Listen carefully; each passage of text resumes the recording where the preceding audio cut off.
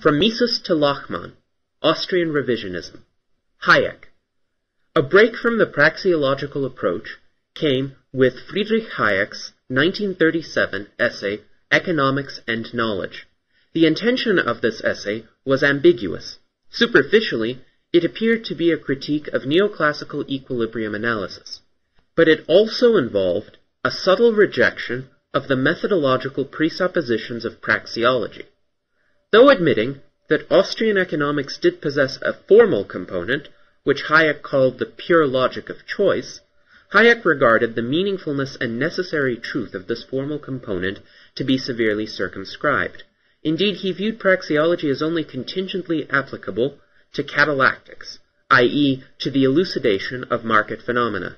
As far as the social world was concerned, the pure logic of choice was merely a collection of empirically empty tautologies.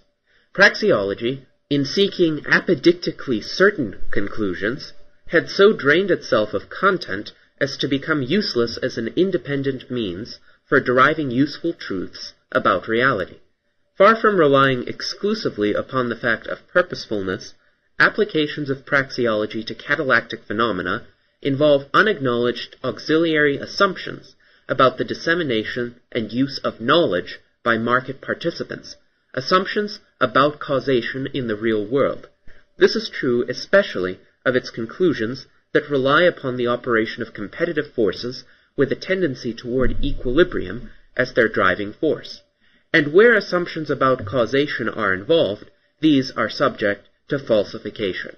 Hayek's allusions to falsification are a special source of ambiguity, for one is never entirely sure whether the implied empirical analysis is supposed to make use of the crude sense data of positivism or of common sense evaluation founded on ideal types. In a footnote near the end of the essay, Hayek leads us to believe that despite his references to Popper and to falsification, he in fact has the common sense procedure in mind. The thrust of Hayek's essay is, however, unaffected by the specific type of empirical evidence it recommends. It claims that even pure economics, insofar as it concerns market phenomena and not merely the actions of isolated individuals, must be partly an empirical or psychological science rather than a logical deductive one. It must investigate the meanings attached by individual actors to their situation, and it must examine the particular motivations and stimuli that give rise to their choices. It must become a science, not just of action, but of people's reactions, and of how these reactions may reflect the use and dissemination of knowledge. Only in this way can economics solve the riddle as to why acting people should ever be right, and until it solves this riddle, it cannot say anything certain about market processes. To put the challenge differently, economic science must establish and examine the mechanisms of social causation. It must show that actors in the social world may become reasonably informed of the valuations of other individuals so that they may direct their actions well enough to achieve desired results. Unless this is possible, the formal conclusions of economics, and of praxeology in particular, remain purely hypothetical. It shall be argued, contra Hayek, that the pure logic of choice has a great deal to say about the prerequisites for successful action, notwithstanding our ignorance as to the mechanisms of social causation. Moreover, although we shall see that the absence of such causation would have serious implications, it will be argued that Hayek's suggestion that praxeological conclusions need the support of an explanation of social causation, that is, of why it should be that people are ever right, is not very good advice after all. Shackle. While Hayek criticized formal theory for disregarding the role of learning, George Shackle chastised it for its neglect of time. It is important to understand that these criticisms are not the same, although the latter may be considered an extension of the implications of the former. Hayek's critique was largely connected with the diffusion by the market of knowledge regarding the effects of past actions, i.e., its ability to reveal the impact and success of entrepreneurship. Shackle's criticism is much more radical. He concerns himself specifically with the inability of the market to harness and disperse knowledge about the future. Thus, he focuses on the failure of formal theory to address the problem of expectations. Moreover, while Hayek suggested the need for economics to explain the possibility of successful, or what we shall later call coordinating market actions, he never doubted that the prevalence of such successful action was a fact. Shackle, in contrast, has taken just the opposite view. It is necessary to distinguish two parts of Shackle's critique. First, in what shall be referred to as his weak thesis, Shackle claims that economic theory neglects the existence of uncertainty. Second, in his strong thesis, he argues that economic theory cannot deal with the implications of a kaleidic future. Only the strong thesis represents a potential criticism of praxeology. It is this thesis that, one may infer, Ludwig M. Lachmann, whose views will be discussed shortly, draws upon in citing the need for praxeology to account for the problem of divergent expectations.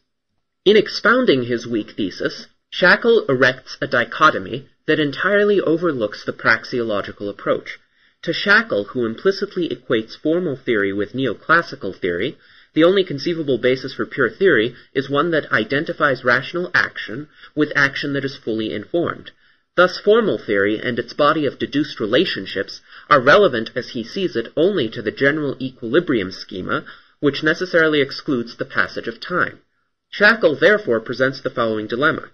If there is a fundamental conflict between the appeal to rationality and the consideration of the consequences of time as it imprisons us in actuality, the theoretician is confronted with a stark choice. He can reject rationality or time. Clearly, this distressing choice results from Shackle's identification of rationality with its neoclassical interpretation, according to which rational action is action that achieves results more or less identical to those prescribed by the allegedly objective conditions of general equilibrium. Praxeology is entirely unaccounted for in this view of things, for it is at once formal, giving laws and theorems valid with logical necessity, yet fully applicable to a world of time and its corollary uncertainty.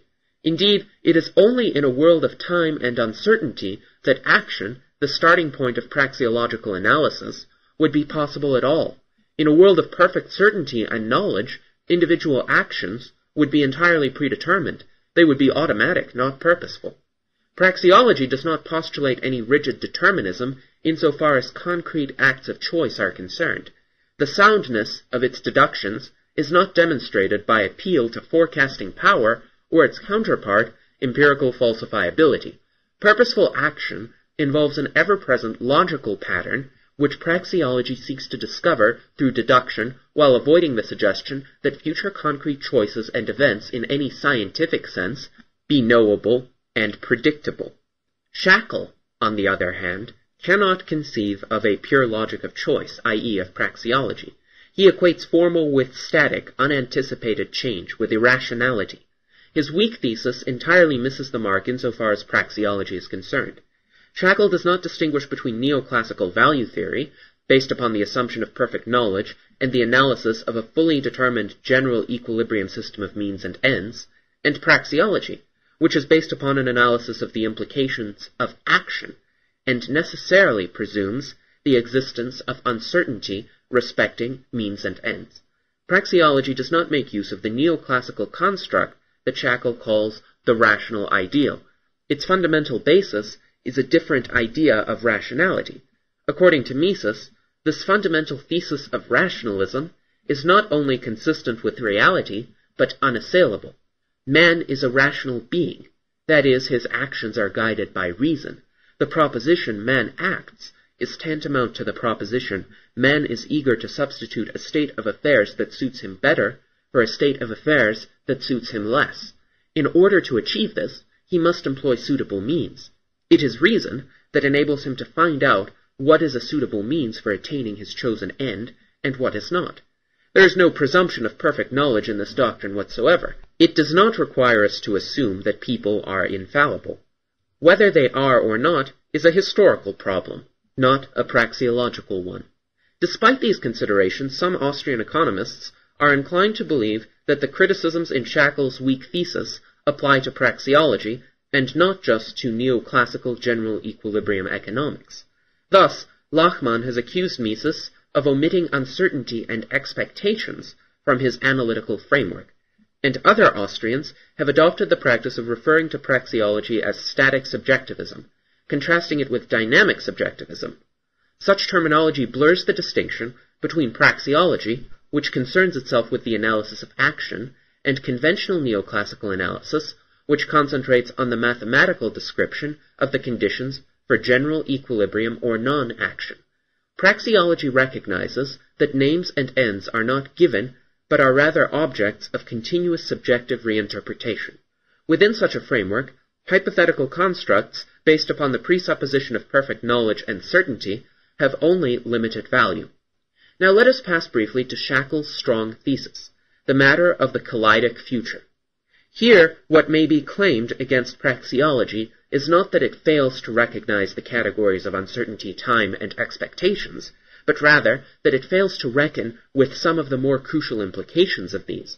What praxeology fails to account for, insofar as Shackle's strong thesis is concerned, and what thereby renders its inferences contingent rather than necessary, is how actors may effectively anticipate the future, and in particular, how they may anticipate future actions of other people, given that the future is unknowable.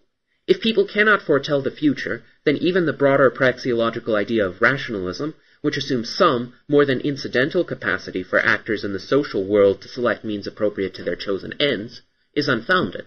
Economics is obliged, in this case, not merely to account for the use and dissemination of existing knowledge, as Hayek would have it, but to explain the possibility of entrepreneurial prediction. Lachmann. A still greater challenge to praxeology is present in the writings of Ludwig Lachmann. Lachmann combines the observations of both Hayek and Shackle to demonstrate what he regards as serious defects in Mises's method. Lachmann accepts Hayek's description of praxeology as essentially formal and tautological, requiring for its fruitful application to catalactics supplementary hypotheses regarding the use and dissemination of knowledge. Thus he views Hayek's 1937 essay as an attempt to set Mises straight. Nevertheless, Lachmann does not entertain empiricist views regarding the need for falsifiable conclusions. Instead, he adopts an unambiguously Schutzian ideal-type approach and stresses the need for the economic theorist to build his analysis upon assumptions as to the typical thought patterns and choices of acting people. Thus, for Lachmann, too, economic theory cannot refer merely to homo agens and the incontestable fact of purposefulness. Instead, it must abandon its claims to universal validity and become a branch of history and applied sociology, much as Weber had understood it. The pure logic of choice is supplemented by Verstehen, or common sense, as a theoretical method, which is to serve in the identification of the means by which agents in the real world adapt their actions to match the ever-shifting preferences of their fellows. Lachmann's most significant innovation, however, is his broadening of Hayek's thesis to allow for consideration of the implications of Shackle's collidic future. Alfred Schutz maintained that people could successfully employ understanding, common sense, in anticipating the future actions of their fellows. While both Mises and Hayek implicitly endorsed this conclusion, Shackle refused to acknowledge a common-sense solution to the problem of choice under uncertainty. Purposefulness, in Shackle's view, is a chimerical notion. Choice is an entirely haphazard process, and therefore, contrary to the praxeological view, it merely appears or is presumed to be rational.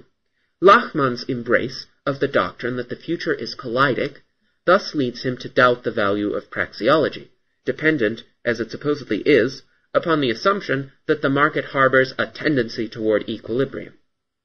The particular problem Lachmann emphasizes is that of divergent expectations. Hayek had stressed the importance of knowledge dissemination in expediting the market process, pointing out the need for market participants to be able to learn about the preferences of their fellow human beings and to adjust their actions accordingly. Knowledge dissemination in this context might refer simply to the existence of market signals of profit and loss, the criteria of success by which the market judges attempts of agents to understand each other's wants. The problem of divergent expectations is more fundamental, for even if the market involves an adequate means for the dispersion of knowledge regarding the appropriateness of past actions, the learning involved is not a substitute for, and is in fact useless without knowledge of the future. The guidance provided by profit and loss signals is cold comfort in a society marked by kaleidoscopic change. In short, there does not exist in the market any known criterion of success that can inform entrepreneurs ex ante of the future composition of consumer demands, i.e., of the composition of plans and expectations. Praxeological conclusions, it follows, are therefore applicable not to acting man or even to perceiving man, but only to anticipating man, homo divinans. The first task of economics, then, must be to show that real people are of this species, otherwise its theories are of doubtful value. Equilibration and coordination. Central to the current controversy in Austrian economics is the debate concerning whether or not the market harbors a tendency toward equilibrium. The skeptical position represented by Lachmann is that no such tendency exists. It is opposed in particular by Kerzner, who attempts to defend the more traditional praxeological position. In this section, an attempt is made to show that there is a strictly logical sense in which action may be said to be equilibrating rather than disequilibrating, which may be interpreted as implying a tendency toward equilibrium in markets with freely adjusting prices. However, the view defended here contrasts sharply with those of both Kerzner and Lachmann, who are criticized for adopting an analytical framework that is not consistently subjective. The praxeological notion of equilibration defended here is also distinguished from the empirical or common sense notion of coordination suggested by Hayek, according to which the relevant tendency for theorists to be concerned with is one in which the expectations of the people, and particularly of the entrepreneurs, will become more and more correct. To give equilibration a praxeological status is one thing. To show that it is a notion useful in drawing conclusions concerning the efficacy of particular economic arrangements and policies is another. The latter task is undertaken in the second part of the section. The conclusion reached is that, with reference to the purely logical concept of equilibration, it is possible to derive many fundamental results concerning conditions that promote successful action of the sort that Hayek had been so anxious to uncover. Equilibration. In an autarkic economy composed of a single individual, or in any isolated exchange, all action is equilibrating in the ex-ante sense, that is, it is expected by the actors involved to lead to the removal of felt uneasiness. In this context, disequilibrating action, again viewed in the ex-ante sense, is impossible. It is the logical equivalent of irrational action. For the solitary individual, a tendency toward equilibrium means a tendency for action to systematically eliminate perceived sources of uneasiness. The continuing existence of action is proof that equilibrium proper is never achieved. It is equally proof that it is constantly being striven for. In the case of voluntary exchange between two individuals, equilibrium proper may be said to exist only when there is no longer any basis for mutual profit from the point of view of the actors, so that exchange ceases. This final state of rest, to use Mises's terminology, is the relevant notion of equilibrium in the context of binary exchange. Equilibration in this context means a process by which opportunities for mutual profit are eliminated. Things are more complicated in the marketplace, where there are numerous individuals and indirect exchange. Here, the question of equilibration must address the influence of individual actions upon those not directly involved. In this case, a tendency toward equilibrium must be defined in terms of the categories of entrepreneurial profit and loss. The tendency is one in which entrepreneurial profits and losses are made to systematically disappear. The praxeological notion of equilibration, applied in catalactics, can be summarized as follows. Entrepreneurial profit and loss are subjective phenomena, having no objective basis outside of the minds of market participants. The praxeologist cannot, therefore, conceive of these phenomena apart from actions of market participants that at once imply imagination of and response to the phenomena in question. Thus, for every profit opportunity, there corresponds an action that eliminates the opportunity or proves that it was illusory. Even where there is monetary calculation, only the event of an entrepreneur taking action allows us to distinguish praxeologically profits from compensation for opportunity costs and from the pervasive phenomenon of rent. It is necessary, therefore, for praxeology, when dealing with the unhampered market, to treat entrepreneurial profit opportunities as the unique products of the subjective valuations and understanding, verstehen, of actors who will seek their exploitation. Upon the fact of action, these imagined or understood, rather than perceived profits, are logically and temporally destroyed. Thus, action leads to the systematic elimination of entrepreneurial profit and loss. It is equilibrating. Wherever there is action, there is an imagined profit opportunity. Where there is no action, there are no such imagined opportunities, and where there are no imagined profits, there is no action. That is, viewing things in a dynamic context, there is no basis for the modification of plans. It must be stressed that equilibration makes no reference to the state of knowledge of market participants. The fact that new information constantly provokes imagination or acknowledgement of new profits and losses, and hence their renewed elimination, is recognized by praxeology. Nevertheless, this fact does not contradict the fact of equilibration. It only means that equilibration never ceases and is never replaced by a state of equilibrium proper. This is not to say that questions of knowledge acquisition are unimportant. Only pure theory does not address these problems, which have to do with the question of coordination. So far, we have not claimed that equilibrating actions generally lead to desired or anticipated results. In discussing market phenomena, praxeology does not group commodities according to any objective or technological qualities. When it speaks of apparently identical goods bearing different prices, it assigns the discrepancy to a difference in services offered by the goods or by circumstances of their sale, or else it must refer to entrepreneurial actions that, in an unhampered market, eliminate the discrepancy. In other words, praxeology recognizes price discrepancies among identical goods only to the extent that such discrepancies may be identified with subsequent acts of successful arbitrage. In the same manner, entrepreneurial profit opportunities in general are ephemeral phenomena, formed in the imaginations of enterprising people and defined by the very actions that eliminate them. It follows that praxeology must refrain from grouping the services of enterprising people according to objective standards, referring to earnings differentials as entrepreneurial profit. It instead assigns these differentials to the category rent to labor services. Such rent may be said to include an element of profit only insofar as it actually gives rise to imitation by other individuals or to replication by the entrepreneur in question. As each such process of profit-seeking ceases, remaining money surpluses, differences between money outlays and money receipts, are once again to be viewed as rent or other elements of compensation for opportunity cost. If, however, actors subjectively see in the surplus an element of profit or loss, by way of their imagination or understanding and the use of monetary calculation, they act again to replicate the profit or to eliminate the loss. If they do not so act, it means that neither profit opportunities nor available losses are understood to exist. Every entrepreneurial action, therefore, begins with the subjective imagination of a profit opportunity or belief that a loss may be avoided, and ends with the destruction of the imagined opportunity. This, to repeat, is what praxeology means when it asserts that all action is equilibrating, i.e., that action leads to the systematic elimination of profit and loss. According to praxeology, competition involves the identification of what had previously been regarded as service rent, as profit, and the resulting efforts to replicate the profit. If, following a series of competitive processes, monetary surpluses still accrue, a renewed sequence of entrepreneurial acts may or may not follow.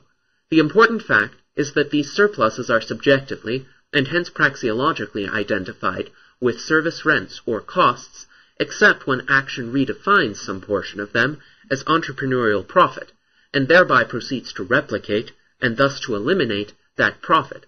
It is a mistake to confuse profit with monetary surplus, and to describe competition and the tendency toward equilibrium in terms of the whittling away of the latter. This procedure depends upon an objective definition of entrepreneurial profit. It looks upon it as an ideal typical or empirical category to be identified historically by appeal to psychological understanding. In doing so, it confuses the common sense point of view adopted by historians and by entrepreneurs themselves with that view of things that is essential to the drawing of conclusions regarding the necessary implications or pure logic of action. So far as praxeology is concerned, if markets are unhampered, for example by rent-seeking activities, there can be no unexploited profit opportunities or lacunae in the competitive process. Kerzner, Lachmann, and the tendency toward equilibrium. Entrepreneurs succeed or fail in generating monetary surpluses to the extent that they succeed or fail in anticipating consumer actions. These actions are not predetermined by an unchanging set of preferences. According to praxeology, preferences do not exist at all apart from acts of choice. It follows that all entrepreneurial action is, as this article has insisted, not merely speculative but imaginative. This is true even for mere arbitrage, meaning arbitrage as understood by the business community.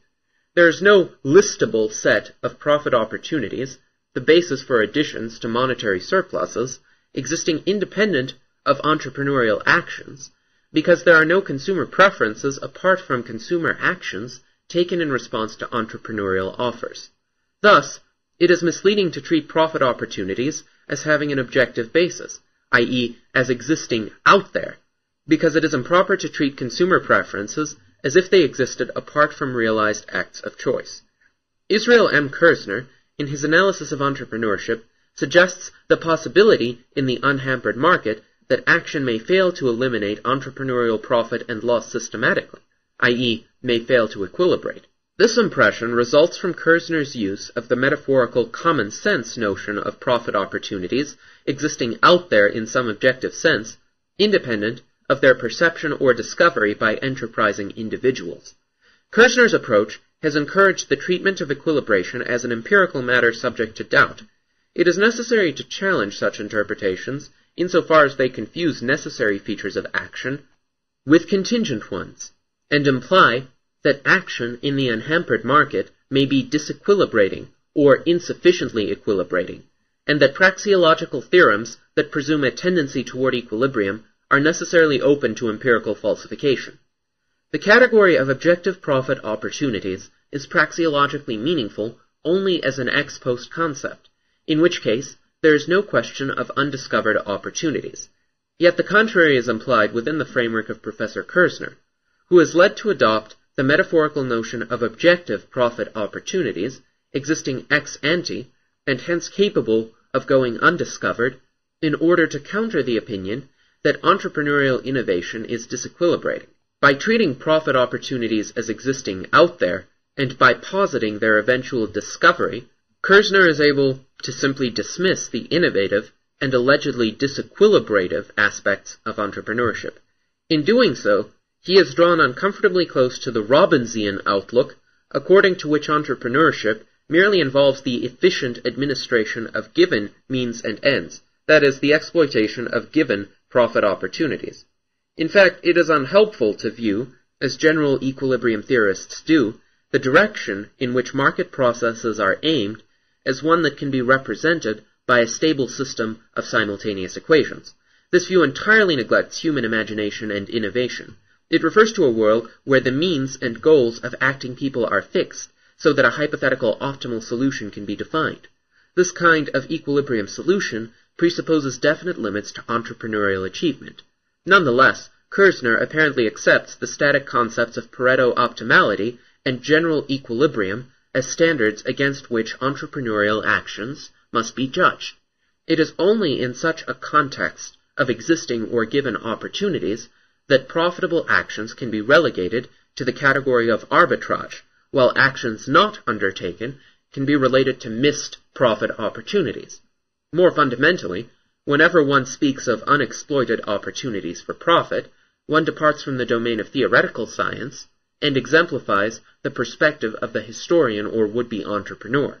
Kerzner's profit opportunities exist in the mind of the analyst, but are somehow divorced from the already constituted meanings of active participants in the social world.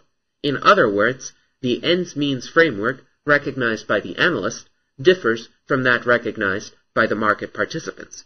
The procedure of injecting an independent imagination into one's analytical framework takes its revenge by begging important questions. 1.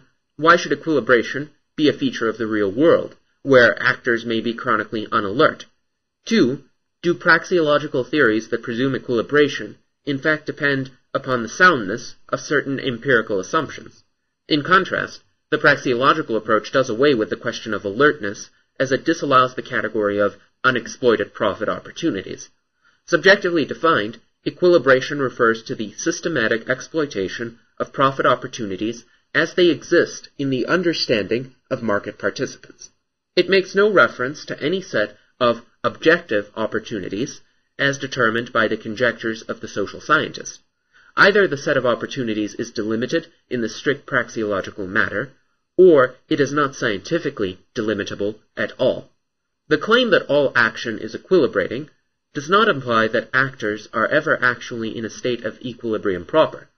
The concepts equilibrium and disequilibrium have for the praxeologist a purely heuristic significance. Theorists wishing to explain a process of market price adjustment require a framework upon which to hang the components of their analysis. Thus they adopt a terminological expedient. They refer to the outmoded price, a price that has become incompatible with changes in the apprehended ends-means framework, as a disequilibrium price. The appropriate price, that which ineluctably replaces the disequilibrium price as a consequence of actions manifesting the revised understanding of means and ends, is labeled the equilibrium price.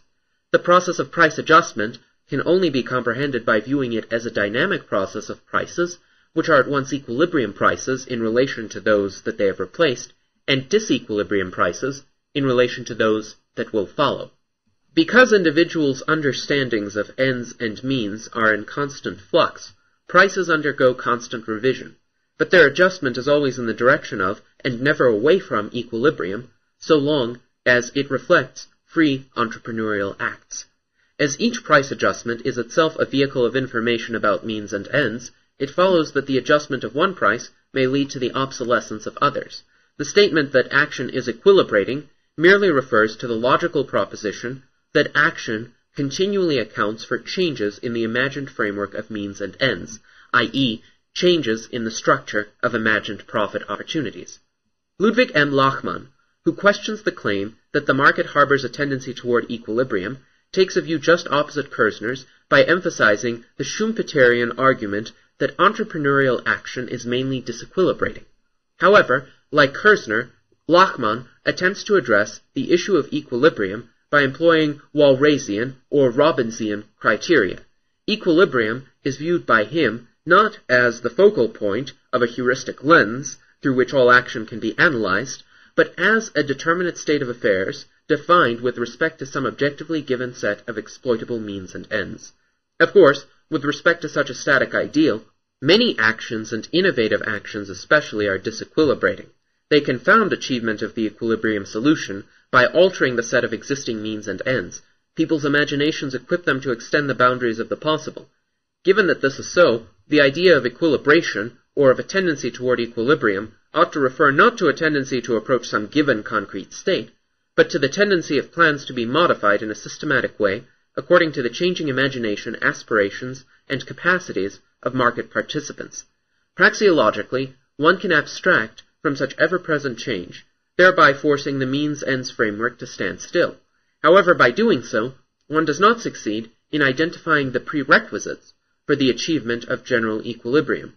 On the contrary, one defines a state of non-action, where an equilibrium in one sense is already achieved, but in another equally meaningful sense is forever out of reach. In other words, the only meaningful sense in which action can be said to be equilibrating is the dynamic one, which assumes continually changing means and ends and the absence of equilibrium proper. In contrast to this subjective praxeological view, Lachmann's position, like Kerzner's, to which he is in part responding, is distinctly non-subjective. Entrepreneurship can only be disequilibrating in the main with respect to a non-subjective, Walrasian, or static vision of some general equilibrium target. The praxeological view just presented attempts, where those of Kerzner and Lachmann have failed, to make sense out of the idea of a tendency toward equilibrium, while totally rejecting Walrasian criteria and their implications. By adopting a strictly subjective approach, praxeology also immunizes itself from Lachmann's skepticism. Insofar as the logical validity of its inferences is concerned, the empirical question of coordination must be addressed later on, preserving the apodictic status of its conclusions, which rest upon the premise that entrepreneurial action is equilibrating.